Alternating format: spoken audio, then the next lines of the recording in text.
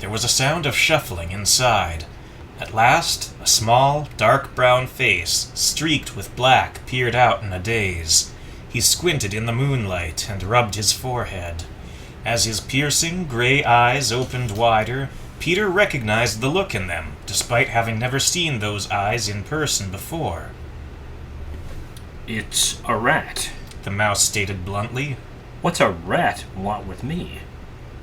"Mr. Copper," Peter mused. "As in Donald Copper." The mouse shook a finger in Peter's direction. "I know you.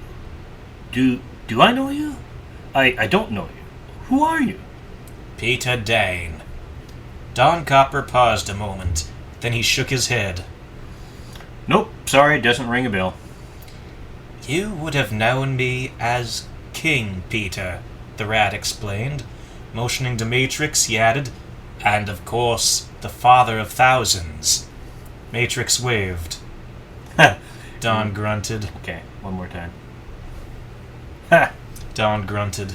Right. And I'm Don Donaldo Francisco Pancho Burrito something. He yawned, scratching himself behind an ear. I thought that was just a dream. Glancing lazily to his arm, Don pinched himself and immediately regretted it. Nope. He winced, rubbing his shoulder. This is real. "Please, Mr. Copper. Alright, try that one more time. Please, Mr. Copper. Astrid spoke up. We are in a hurry." I lost my place. Right here. Right. And you need a tracker. Right, and you need a tracker. Right. And you need a tracker. Don rolled back his shoulders, joints cracking and snapping with the motion. So who is our poor unfortunate soul? Thraxis? Ganorf? Fergo? Elizabeth, Peter answered curtly. Don's every muscle immediately went rigid. Elizabeth? He mouthed. Looking up at Peter, Don added, As in Hartley? None other. Don looked at the floor, teeth clenched. I'll be out in a moment. Just let me put on something like knives, my quiver. I'll be out in a moment. Just let me put on something, like my knives and my quiver. Okay. I'll be out in a moment. Just let me put on something, like my knives, my quiver. With that, Don vanished behind the curtain, and from inside his dwelling there arose such a clatter as Peter knew only from an old Christmas poem. You were right, Peter remarked. He is a good man. Astrid gave Peter a quizzical look. You seem to know him. You seem to know him. You seem to know him. Only by reputation, Peter explained. There was a time that Elizabeth loved him dearly, and if all goes well, she may again. Uh-huh. Astrid nodded, raising an eyebrow. And this King Peter business? Funny story, explain later. Don interrupted as he burst from behind the curtain. Okay, you want to sound like you're in more of a rush. Funny story, explain later. Okay. Funny story, explain later. Don interrupted as he burst from behind the curtain. Now remind me, where are we headed? East Hill. Astrid answered. Don's swarthy face grew pale at the mention of it. You're kidding, right? Someone say psych right now. Psych, Peter offered. Thank you. But that is our general direction, of course, Peter added. Don glared up at him. Don't mess with my head like that, okay?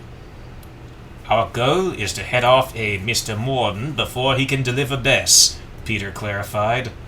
Don scratched the back of his head and heaved a sigh. Morden. You mean Saul, then? I assume by your tone that you've made his acquaintance. Don nodded. One more time. Don nodded. You could say that. Fine then. Anything else I should know? Perhaps we have another man on their trail. One Jeremiah Marsh. The monster? Don grinned. Ha! I'd like to see Saul's face when he gets the big fella. Or when the big fella gets his hands on him. Alright, let's try that one more time. Ha! I'd like to see Saul's face when the big fella gets his hands on him. After a short chuckle, Don's face abruptly turned grim. Well, come with me then. If we're storming a castle, I want one more hand on board. I want one more hand on board. Okay, once more. Well, come with me then. If we're storming a castle, I want one more hand on board.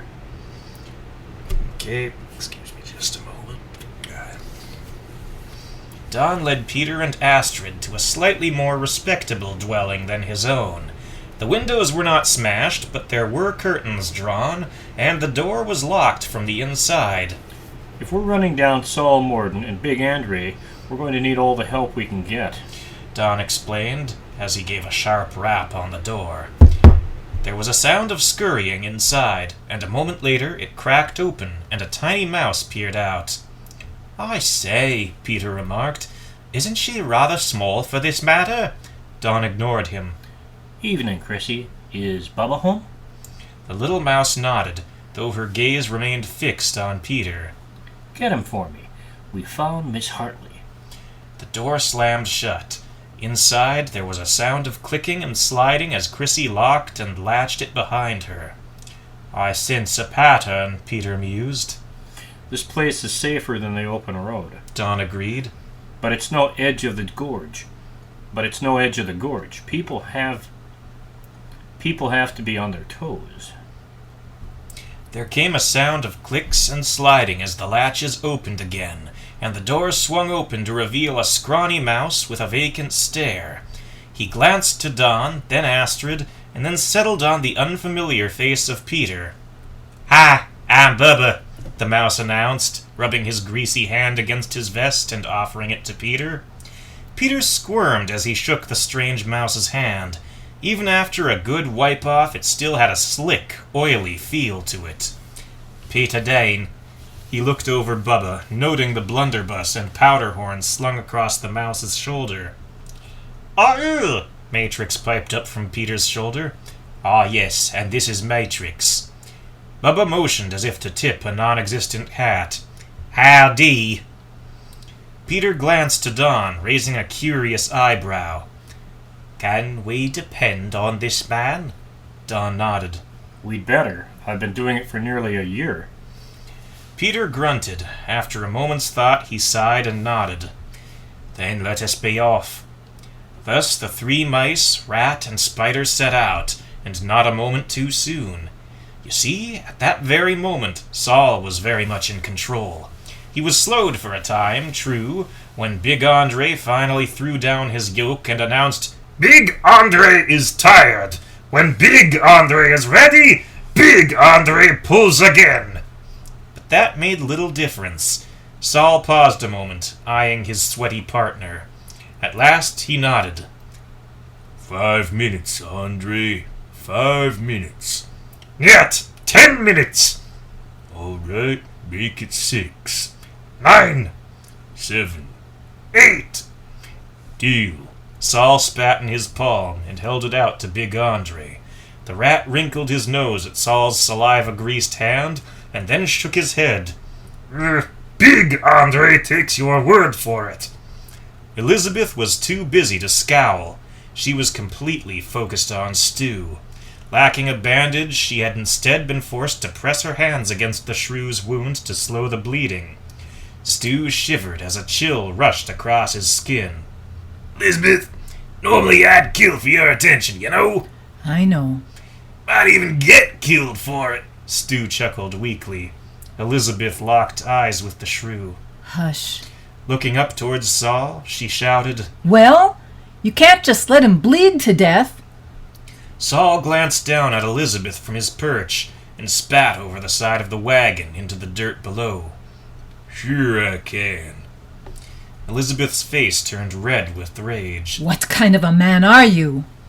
"Kind that shoots when he's threatened," Saul answered simply. "Your friend's got venom, and he was gonna use it. I just defended myself."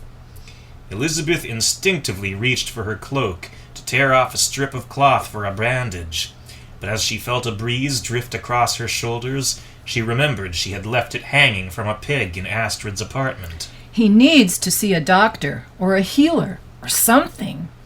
Sugar, where we're headed, it'll be a mercy if he gets there dead. Saul regarded Elizabeth for a moment longer. She looked away, turning her attention back to Stu. Saul smirked as he caught the look of desperation in Elizabeth's eyes. Of course, it doesn't have to be like that. Elizabeth tried to ignore the remark. You seem like a nice lady, Saul went on. I'm willing to work something out. Elizabeth glared back at Saul. I'm not that kind of mouse. I'm not that kind of woman. I'm not that kind of woman. Saul grinned and chuckled. That's what I hear. No, I had something else in mind. At this, he produced a shred of paper from inside his vest. It was a wanted poster, bearing Elizabeth's likeness and a rather large number under the reward. I'd be willing to give you a chance to buy your freedom. How much is your life worth to you? Elizabeth glanced down to the reward and back up to Saul's grinning face. I don't have that kind of money. I don't have that kind of money. I don't have that kind of money. Saul shrugged, leaning back and crossing his legs. Well, don't say I never gave you a chance. What about Stu? There isn't a price on his head, is there? Saul shook his head. Then what can you possibly gain by letting him die? He's no threat to you, and after being shot, I expect he'll be too afraid to attack you. You have to do something. In a flash, Saul whipped out a knife. Elizabeth flinched as she watched him twirl it about. Then Saul tossed it to the floor near Stu. Be my guest, Miss Hartley. Elizabeth glanced down at the knife. After a moment's hesitation, she seized it up with her free hand and gazed back into Stu's face. I need to dig out the bullet, Stu. The shrew nodded, covering his eyes with his hands. Just tell me when it's over, okay? Elizabeth bit her lip as she peered down at the wound. I'm sorry, Stu. This is going to hurt. The sound of a shrill, gravelly shriek carried for miles around. The formerly sulking sun spider immediately perked up at the sound of wounded prey, as did its rider. Monster recognized Stu's voice, even at that distance, and with that tone. He dug in his heels, roaring in answer as he urged the sun spider forward. Back at the wagon, Big Andre leapt to his feet. I hear something! I hear! Saul's brow furrowed as he stood up and peered across the horizon. It's nothing I've heard before. He's coming, Stu gasped, his face twisting into a dazed grin. Never thought I'd be glad to see him. Hush, Elizabeth breathed. There was a light clatter as the bloody bullet dropped to the floor. Elizabeth set down the knife and pressed her hands against Stu's leg. Saul raised an eyebrow as he glanced down at the shrew. Then he turned towards his large partner. Andre, find us some cover. Da! The rat shouted back. Taking up the two poles, he pulled the wagon down into a shallow hollow. Big Andre then clambered into the wagon and bent low to the floor, just out of sight. Saul, however, climbed higher, to the edge of the wagon, cocking one of his pistols and waiting for the attack to come. He didn't have to wait long. There was a loud hiss, and a terrifying set of arachnid jaws appeared at the top of the slope, multi-jointed limbs skidding to a stop. Yet the solifuge's weight and momentum pushed it over the edge. It tumbled down towards the wagon, jaws snapping, limbs flailing. Saul fired straight down the beast's throat. Its exoskeleton protected it from the bullet, but that didn't stop the solifuge from gagging and coughing. It crashed into the side of the wagon, knocking Saul off balance and nearly tipping the vehicle on its side. A single pistol went flying, and Saul crashed onto his back, the wind momentarily knocked from his lungs. Next, Big Andre Next, Big Andre sprang into action, grabbing at a chain dangling from the curious harness wrapped around the sun spider's huge head. Throwing his weight into every motion, he yanked and pulled on the chain, slowly wrestling the solifuge into submission. As Saul shakily regained his feet, Monster struck from the opposite direction. He leapt clear over the side of the wagon, seizing Saul by the throat as he passed and driving him face first into the sand on the other side. Hauling Saul up once more, Monster savagely bashed his face through his own, time and again, until there came the thunder of a gunshot. Monster staggered, dropping to one knee as Saul fell from his grasp. Saul came up quickly, hand shaking as he took aim for another shot. The bullet flew straight up into the sky as Monster grabbed his wrist and forced the pistol back. Monster heaved the smaller mouse off the ground, nearly tearing his arm from his shoulder, and drove the gun's barrel down into the dust, twisting the weapon from Saul's grasp. A second shot rang out. With one hand, Big Andre continued wrestling the sun spider into submission, but with the other, he had picked up Saul's first gun. Monster howled as the bullet ripped through his shoulder. As the great mouse wavered, Saul scrambled for his remaining weapon. A crushing blow from the flat edge of Monster's halberd brought him low. Big Andre fired again, but Monster was ready this time. The bullet ricocheted off the side of the halberd and flew into the side of the sun spider's jaws. The beast wasn't harmed, but it was startled, renewing its struggles. Big Andre dropped his weapon as he was forced to grab the solifuge's chain with both hands. Monster heard the click as Saul regained his feet. The giant mouse twisted about, blood flying from his side as a third bullet ripped through him and sent Saul flying as the massive halberd smashed, blunt side, into his ribs. The bounty hunter tumbled through the sand, hair grinding off and skin following as he skidded to a halt. Monster collapsed to his remaining knee, sides heaving as he leaned on his halberd for support. Behind him, Saul staggered to his feet, holding his aching side with one hand and seizing up his gun with the other. Between ragged breaths, he raised his weapon and gasped out, "You really are a monster." The gun ground and clicked as he pried back the hammer. "Now you're gonna be worm food." But try as he might, Saul couldn't pull the trigger. A shadow fell over him, and his fingers simply froze. His hand shook as he squeezed with all his might, yet his finger refused to move. There was a sound like thunder, an unearthly screech and a rush of wings as something enormous passed overhead, blocking out the moonlight. Not far away, it landed on a large boulder, broad, four-taloned feet curling and molding themselves to the hard surface, its giant eyes blazing as it stared down at the rodents. Even the sun spider didn't dare move under the heat of the terrifying gaze. Saul stared back at the owl, still fighting the supernatural influence that had come over his hand. At long last, however, he holstered his gun. "Fine. You live. For now." Saul spat into the dust and turned to his partner. "Andre, get a rope." Looking back down at Monster, he added, "You're coming with us, big fella, but no one said I have to be gentle." Big Andre tossed a formidable coil from the wagon to Saul. "Good," Saul shouted back. "Now hitch up the spider." Elizabeth glanced over her shoulder in a panic. What are you doing? As he fastened one end of the rope to the sun spider's harness, Saul shot an unpleasant sneer in Elizabeth's direction. "Ever gone water skiing?" With that, he fastened the other end of the rope into a lasso. "Your friend's gonna do it on land."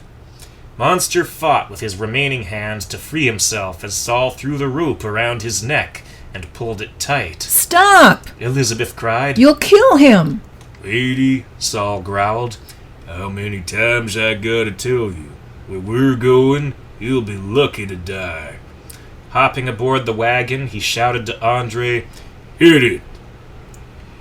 Picking up a loose board, Big Andre swatted the sun spider across the back of its abdomen, sending the beast scurrying with a shriek. Behind them, the rope jerked Monster into motion, dragging him across the ground, cutting at his bald skin as he skidded across the sand, and threatening to choke the life from him as the lasso grew ever tighter. Please, Elizabeth begged. let him go. Saul, however, ignored her, turning his attention instead to a grim, jagged shadow on the skyline. "Elizabeth!" Stu grunted, looking up at her. In the moonlight, he could see the silver glint of tears streaming from her eyes. "What's happening?" Monster. She choked out. Stu struggled into a sitting position and saw the brutal spectacle. The rope trailed under the wagon, between the two wheels, just out of reach. "Elizabeth, let go of me." Elizabeth glanced down to Stu. He just grinned weakly up at her. "I got a plan." Stu's hand closed around the knife beside him. Elizabeth shook her head. No. The rope's too far away. Stu winked. "Not if I jump." Before Elizabeth could object, Stu took a swipe at her with the knife. Elizabeth recoiled in shock and, incidentally, released her hold on the shrew's leg. Shakily, he struggled to his feet and limped to the edge of the wagon. Stu, no! Elizabeth shouted, but try as she might to lunge for the shrew, Elizabeth's heavy belly slowed her down and held her back. By the time she reached him, Stu had already tumbled over the side. He caught the rope as he fell, leaving a long crimson streak behind him as he skidded across the ground, sawing furiously at the cord. A moment later, it went slack, and the sun spider picked up a sudden burst of speed. Saul turned to the back of the wagon, noticing the change. He gave a snort as he saw Stu tumbling away into the night, just another lump in the sand. "Looks like you got your wish, hon. Your friends got away." Elizabeth, however, didn't hear him. At that moment, she rushed for the edge of the wagon and attempted to climb over the side. Saul was on her in an instant. "Oh, no, you don't," he shouted, grabbing Elizabeth by the shoulder with one hand and yanking her back. "You have a date with the boss man." Elizabeth bit his hand. As Saul let out a yowl of pain, she jammed her elbow into his stomach, just under the ribs. Saul staggered a moment, and Elizabeth lurched towards the railing. Behind her, Saul let out an angry snarl and lunged. He wrapped his arm around Elizabeth's chest, just under her arms. He yanked her back and drew a pistol. Elizabeth answered with a harsh stomp on Saul's foot. As his grip loosened, she bit his other hand. The gun slipped from Saul's grasp. And clattered to the floor. "Andre!" Saul barked. "Make yourself useful. Get her!" The wagon shook as the rat leapt from the sun spider's back. He rushed past Saul and wrapped his arms around Elizabeth in a giant bear hug. She struggled, of course, but there was a difference between fighting another mouse and fighting a rat, especially a rat the size of Big Andre. When Elizabeth bit at his arms, he flung her to the ground and jammed a meaty hand against her back, pressing her against the woody floor. She squirmed and kicked against the rat's superior weight, but each motion opened her up to another restraint. One arm was twisted behind her back, and then another. At last, Saul stepped in front of her, scowling down at Elizabeth as he rubbed his hands against his chest.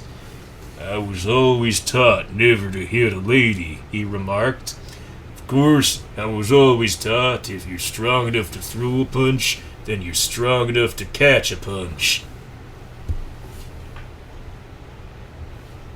You said always. That was also. Okay, let's try that whole thing once more. "I was always taught never to hit a lady," he remarked. "Of course, I was always taught..." Also taught. "Of course, I was also taught if you're strong enough to throw a punch, then you're strong enough to catch a punch." The last thing Elizabeth saw was Saul's foot. Then everything went black. Don, meanwhile, had a bit of trouble picking out Saul's trail.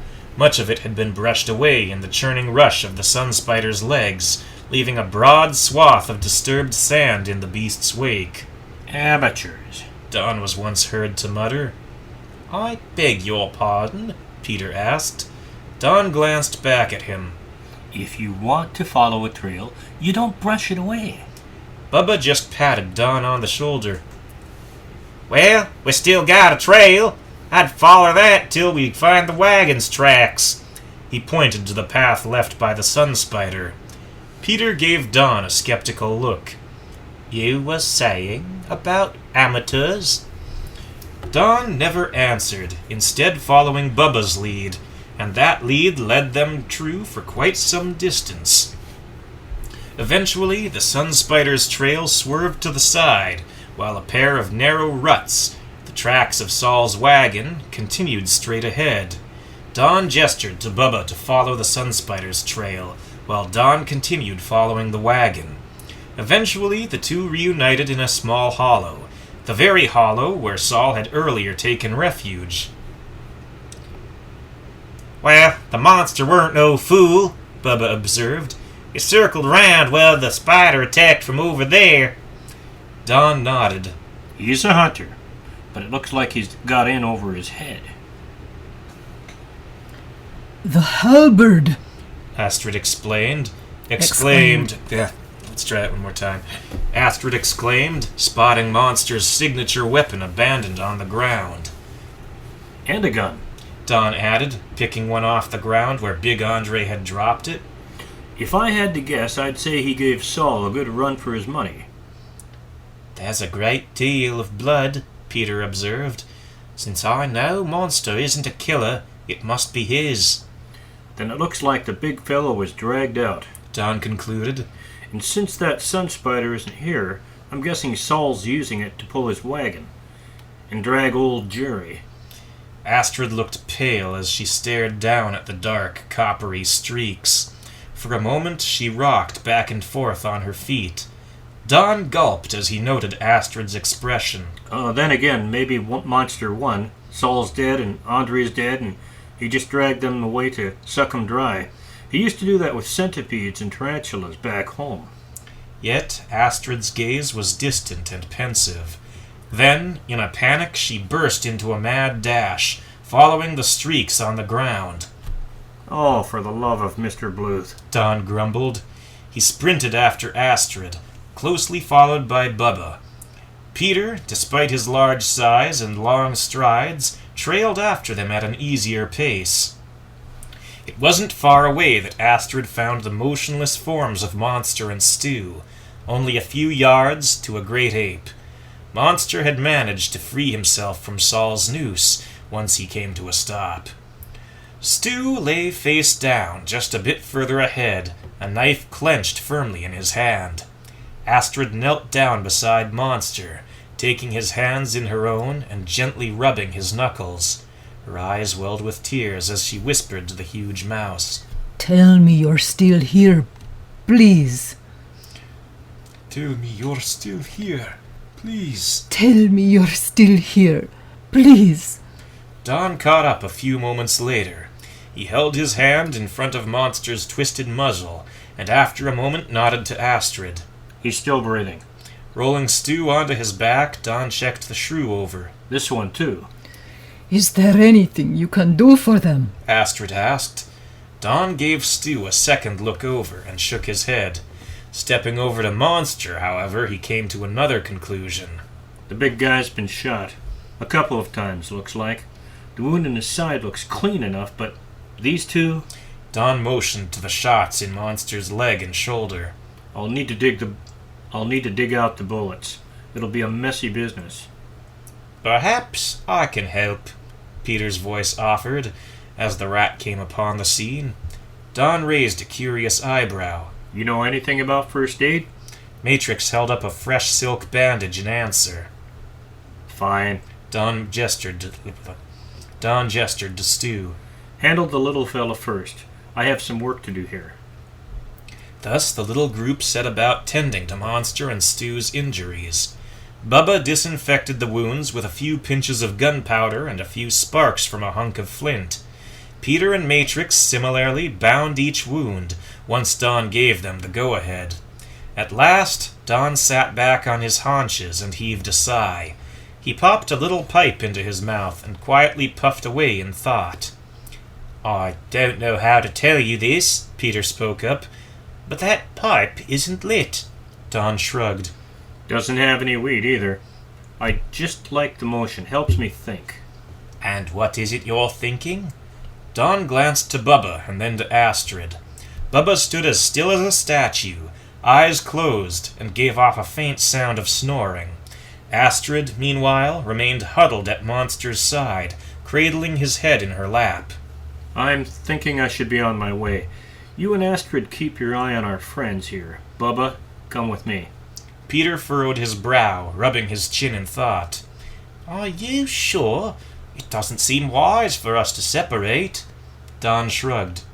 Tell you what, genius, are you any good in a fight? "Not especially. I'm more of a thinker." Then you'll be safer here with the boys. You'll be okay, especially with Astrid watching your back.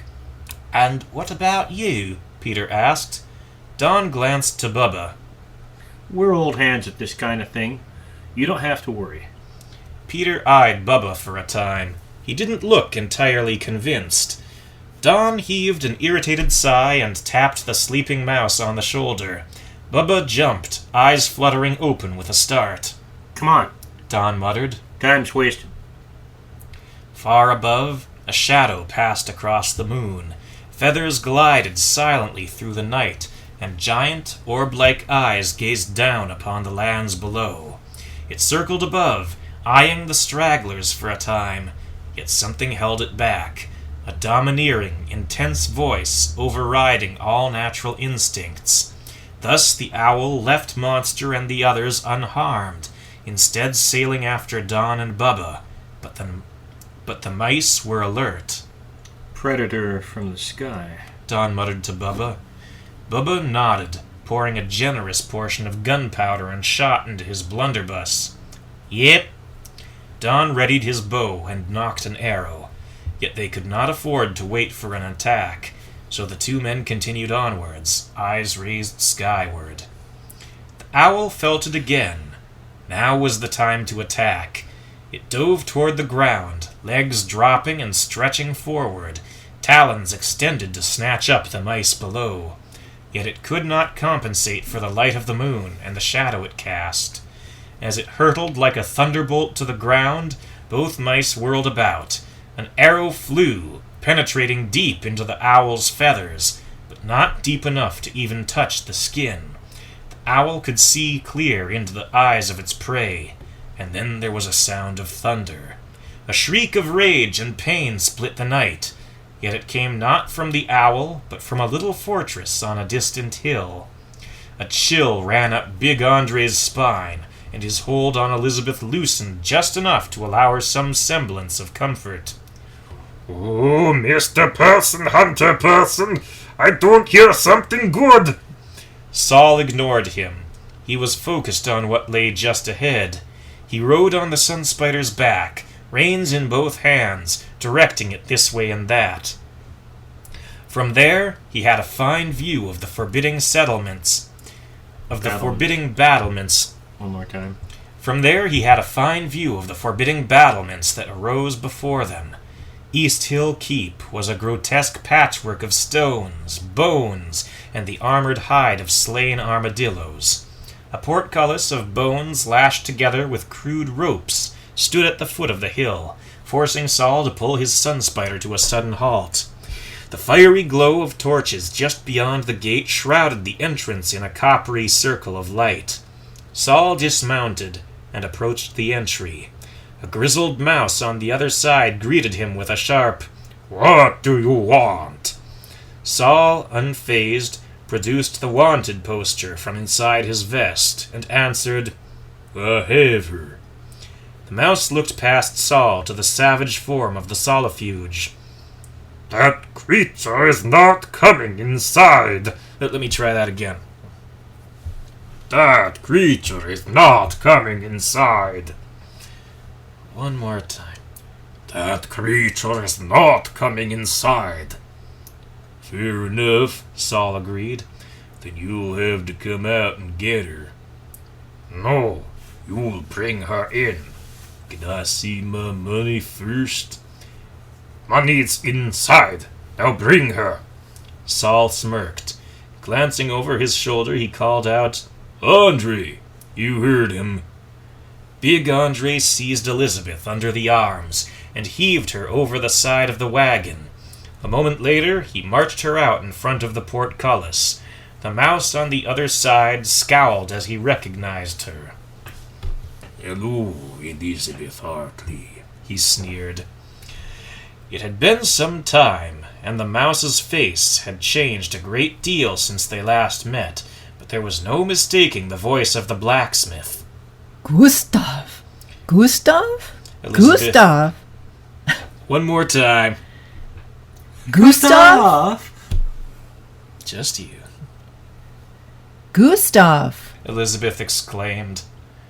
Gustav ignored her, instead looking upwards and nodding to another mouse who stood on a walkway overhead.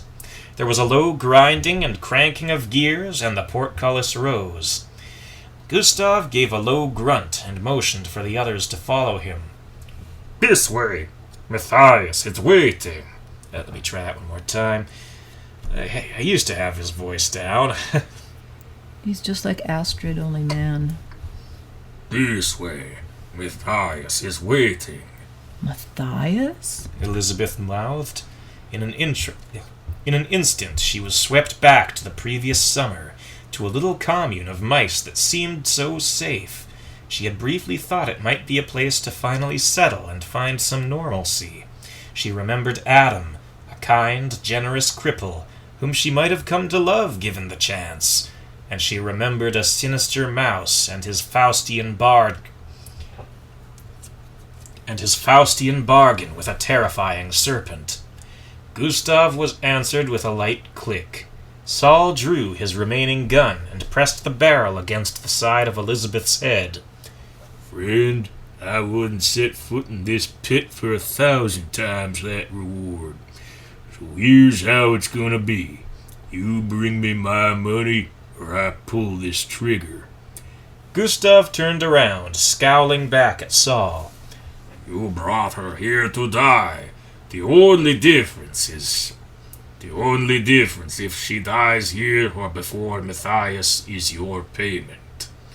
Saul grinned and chuckled. Really? Why does the poster say wanted alive? Elizabeth closed her eyes and took a deep breath to steady her nerves. Were it not stretched out like an overinflated balloon, her stomach would have twisted into knots. Even now it tried. For a time, Gustav's brow furrowed in impotent rage. Then, for just a moment, a shadow flashed across his face. When it left, his expression had turned to a vicious grin. You have no choice, Hunter. You will do as we ask. Saul shrugged. How about no? I've already done the job, gained my reputation. The money makes no difference to me. Then pull that trigger. There was a light breeze. The sun spider squealed in fright, rattling its harness and rearing as it backed away. Big Andre jumped with a start, rushing to grab the beast's reins and wrestle it back under control. Saul glanced to the terrified creature, unsettled in spite of himself. Looking back to Gustav, he tipped his hat with his free hand. Well, at least everyone will know what happens when they try to cheat me. Then he pulled the trigger. Elizabeth squeezed her eyes shut and braced herself for the end, but it never came. Saul ground his teeth, beads of sweat swelling under his fur and trickling down his face. His hand shook as he fought for control of himself. Then, with a cry of frustration, he flung his gun to the ground. Bring her! Gustav shouted to a pair of other mice. They emerged without a word, and taking Elizabeth by the arms, led her inside. Looking back to Saul, Gustav flashed a wry smirk. Your reward is waiting, Mr. Morton. Come and get it. You sound like a vampire. Let me try one more time. Your reward is waiting, Mr. Morton. Come and get it. Saul raised his hand, fully intending to make some sort of threat, something to the tune of swearing vengeance, yet all that came to mind sounded utterly pathetic. Instead, his hand simply curled into a fist, and he turned away with a growl. Andre, let's get out of here. Hmm? The rat exclaimed, mouth hanging open in disbelief. What the... Okay. Alright, let's see. What about our reward? Our reward is saving our skins, Saul barked, hopping into the wagon. Now let's go. Big Andre glanced back to where Saul dropped his 6-shooter. You are leaving gun? Saul hopped onto the sun spider's back and glared down at the rat as he seized up the reins. You coming or not? The rat shrugged. Okay, Big Andre is ready. The portcullis rattled shut as the bounty hunters rode away into the night. Gustav chuckled to himself as he turned away and thought no more of the duo. Elizabeth followed his movements with a cautious gaze as Gustav strode past. This way. Let me see. This way. This way. This way. This way! This way! Remember, think of him as a blacksmith back in the village. This way! He ordered, motioning for Elizabeth and her escorts to follow. A sharp jab to her back from the end of a spear prompted Elizabeth into motion. For a moment she followed in silence as Gustav led her up a steep slope, higher into the fortress. At last she spoke up. You're a long way from home. Gustav grunted, but gave no answer. He made a left at the top of the slope, leading to a series of stone steps, eventually opening onto a small, round landing. A narrow walkway to the left led to a broad, circular space. The stone tiles were mostly black, save for a narrow streak of white running straight down the center. Keep to the middle, Gustav ordered. There was no explanation forthcoming, but Elizabeth didn't need one. As she crossed the courtyard, she heard the whistling of a wind blowing just under her feet, and there was a sound of chittering, rapid, excited, and numerous. As Elizabeth reached the far side, the floor under her feet felt solid again. The sounds of chittering and wind faded away behind her. Here the fortress closed into a narrow amphitheater, rows of benches rising high in a semicircle before her, and enormous flat stones rising still further behind them. A small metal structure swung from a chain, silhouetted in the moonlight overhead, suspended from a great, curving stone that loomed above the amphitheater. Elizabeth Hartley, a low voice spoke up from somewhere ahead. Welcome home. Flames leapt from a brazier at the foot of the seats. It might have appeared supernatural, had Elizabeth not spotted the little shadow lowering a torch to light up the piles of coal. A pair of dark eyes sparkled in the crimson light, peering back at her from an ancient face. Matthias sat in a raised throne, on a stone platform about 3 levels up, overlooking the bottom of the amphitheater. He was older than most mice, his life having been mysteriously extended by a strange connection to the serpent Jormungandr. I've already found another home. Elizabeth answered. A home where they don't need to sacrifice anyone to stay safe. There was a low murmur at her remark. In the light of the brazier, Elizabeth could just make out the movements of a multitude of mice sitting on the benches, glaring down at her. Matthias, for his part, simply gazed back at Elizabeth. Then may I ask why you're here and not there? Elizabeth gulped, heart pounding. Yes, you may ask. That doesn't mean I'll answer. Matthias raised an eyebrow. A look of strange satisfaction crossed his face as he spoke. Might it have something to do with a pair of mice marching at this moment on our hill? I doubt it. Elizabeth answered. Matthias smirked. So, you know nothing of a mouse who throws fire, or a mouse who slings arrows? A small part of Elizabeth lit up at the mention of arrows, yet the realist in her tried to restrain it. Surely there's nothing unusual about arrows. I expect they're a very common weapon. Then why does your heart quicken at the thought of them? Matthias asked. The look of shock that swept over Elizabeth's face told him all he needed to know. Matthias forced an angry scowl, but behind that mask of scorn it was clear that he was immensely pleased. There was a rush of wings and an unearthly screech. A giant shape landed at the front of the amphitheater, just behind Elizabeth and her escort, immense black wings blocking out the horizon. The beast's face glowed in the firelight, its normally brownish feathers streaked with burns and scars from a blast of Bubba's blunderbuss. Matthias rose to his feet and struck his cane against his stone platform.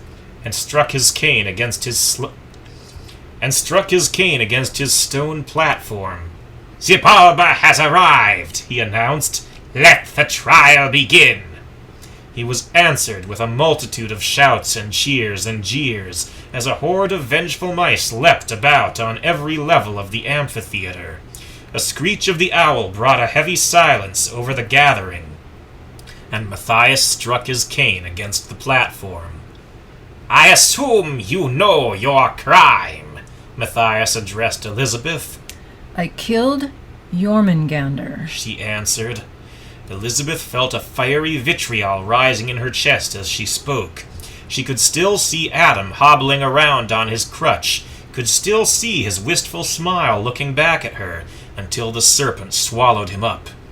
You doomed our commune, Matthias added. You doomed every man and you doomed every woman and child we held dear. Elizabeth glared back at Matthias, a terrible rage swelling inside her with every word he spoke. You did that yourselves when you sold your souls to a predator. Every sacrifice you made was doomed from the moment they were born. Elizabeth was answered with scattered shouts of, "She'll never understand! Kill her! Murderers!" and the like. Matthias silenced them with an echoing strike of his cane against the stone. The ancient mouse's weary eyes glowed in the firelight as he leaned forward. A full life ended is nothing to mourn. A new life full of promise is. Like Adam? Elizabeth countered. Matthias' mouth twisted into a wrinkled frown. Adam would have died as an infant, unless we preserved him for Jormungandr. Therefore, his life held no promise, and what there was of it was a gift from his people. No promise? Elizabeth repeated, her voice shaking with rage. Such a kind, generous heart, and you say he held no promise. Generous indeed, Gustav. No, this is Gustav. Okay. Generous indeed, Gustav grumbled. With what we provided him. An ear-splitting screech silenced him. These charges are not open for debate, Matthias went on. We know what you did, and we know what came of it. Without Jormungandr to protect us, our commune, our people, was slaughtered by the sons of Ivar One-Eye. We shall be a great nation again! What makes you think we're going to stand around for your crackpot accusations? This! Those wouldn't be poisonous adders by any chance. An old Egyptian custom. He's not kidding with those, Race. They're dangerous. As dangerous as Kareem himself. I think we need to get back to the... These charges are not open for debate. No! No! It cannot be! The god Anubis! Walking again! Aye! I just want to dance. Okay, enough of that. My son! Gustav growled. My sister! Another mouse shouted. My grandfather! That he's too old to have a grandfather. Okay. My grandfather! My mother! My daughter! Anyone, Matthias finished, who remained in the commune while I set out to find a new protector. All of them murdered by cats. There was no defense. Matthias gazed up at the owl. When I found Zibalba and bought her with sufficient offerings, I returned as quickly as I could. All I found were shattered ruins and rivers of blood. Elizabeth felt lightheaded, her heart sinking into her stomach as she recalled her last nightmarish hour in her own village long ago. The howls she thought she had put behind her rang in her ears, and in her mind she saw that single terrible green eye gazing back at her. She could have felt sorry for these mice if they hadn't murdered so many of their own. Matthias looked to the back of the amphitheater and nodded. Lower the cage. There was a low clatter of chains as a mouse pulled a lever, releasing the gears of a winch. The metal structure that swung overhead plunged to the floor with a crash. What are you going to do? Elizabeth asked. Matthias looked back down at her. Our plan was to hand you over to Zibalba. But it occurs to me that you took not our lives, but those of our loved ones. Therefore, we will not take your life. Elizabeth's eyes widened as it dawned on her. My friends are walking into a trap. Matthias nodded to Gustav. Lock her up and raise her high. We want her to have a good view. Elizabeth felt Gustav take her by the arm. She fought madly, elbowing him in the side and clawing at his face, but a second mouse seized her other arm. She heaved the considerable weight of her distended belly from one side to the other, forcing her captors to stagger left and right. Several more mice rushed in on her, lending their strength to restrain her. Matthias looked on with a satisfied scowl as Elizabeth cried out, the other mice slowly wrestling her into the cage and locking her in. He looked up to the owl and nodded. Silently, the huge bird lifted into the air and flew away into the night.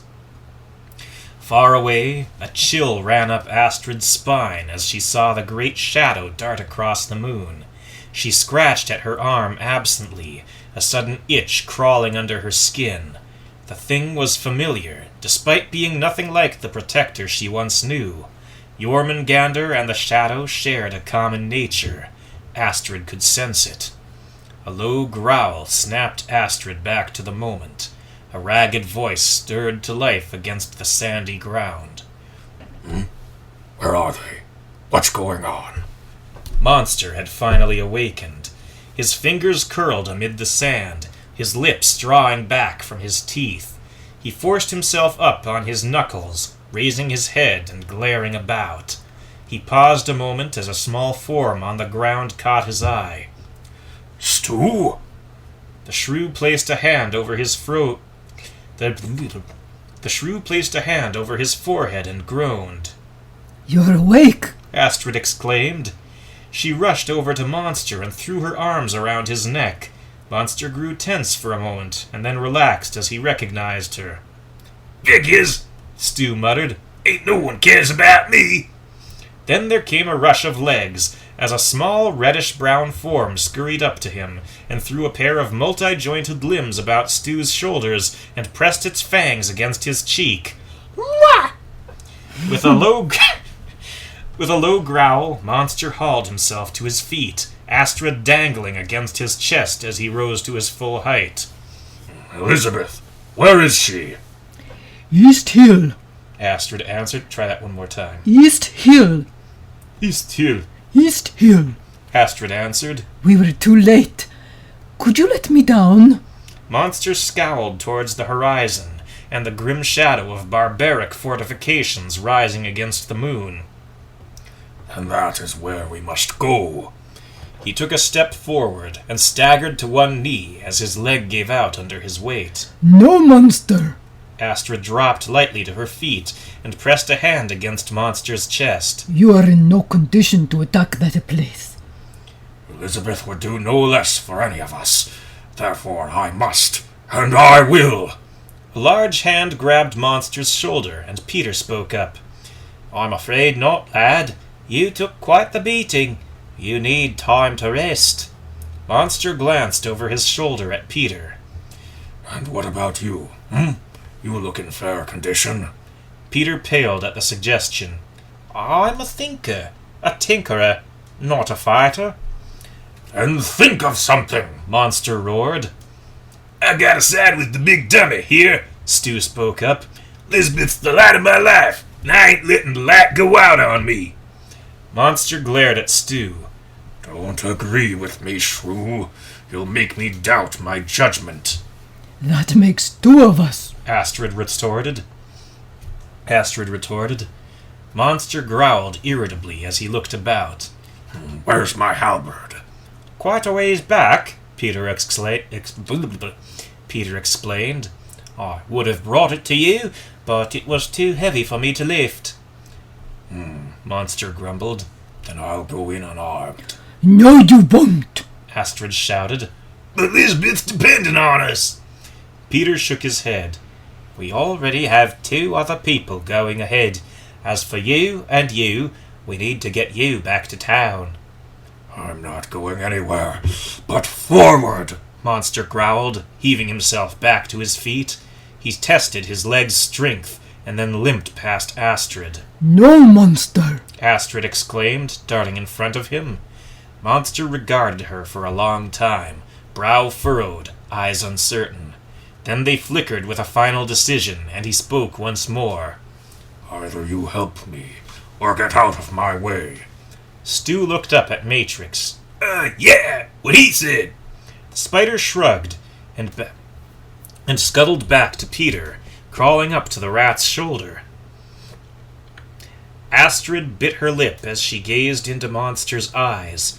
Finally, she nodded and took his hand, and helped to support him as he walked. But on one condition. Peter is in charge of the rescue, and you do exactly as he says. She shot a pointed look in the rat's direction. Deal? Peter rolled his eyes towards the sky and shrugged helplessly. It seems I have no choice.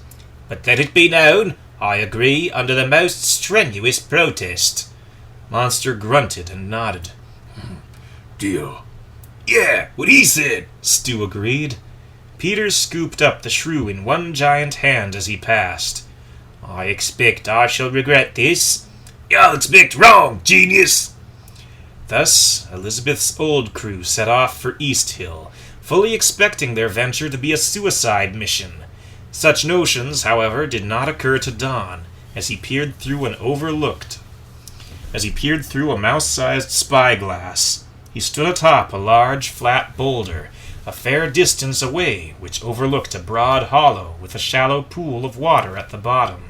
Don spotted the light of the fire burning in the amphitheater, and the shadow of the owl Xibalba.